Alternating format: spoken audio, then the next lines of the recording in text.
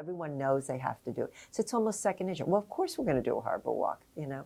But in the beginning, I think it was to try to get people, particularly people who weren't familiar with local regulations around here, to say, you're going to do this.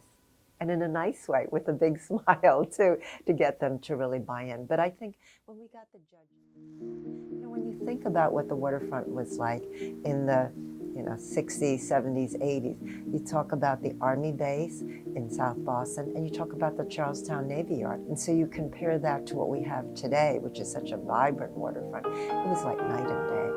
I don't think anyone ever figured that we'd get so close to the 47 miles that we're ultimately going to have in the Harborwalk. But way back when the concept was first launched, everyone said, it's a great idea. Yeah, let's go back to the harbor. Let's go and enjoy the waterfront.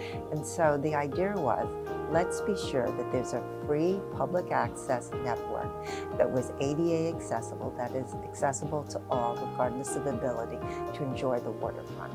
And so over the years, you sort of get buy-in to the point that anyone who comes in, whether they're a local or whether they're out of state, says, okay, we're buying a piece of land on Boston Harbor. And people learn pretty soon, you have to do a harbor walk. And then when you had private developers like John Drew and Norman Leventhal and Ed Sidman agreeing, you really then set a tone for anyone else who wanted to develop on the waterfront. And so when I think about what this waterfront is like, I think about the collaboration. It is a model of people working together. It's not one individual, it's not one administration, it's not one mayor, it's not one governor. It's all collaborating. If there's one thing that I hope that all of us will be remembered for, it will be that future generations will come to use it and to enjoy it, and also to be as future guardians of the waterfront and of the water quality and of the harbor walk. That is what makes Boston so special.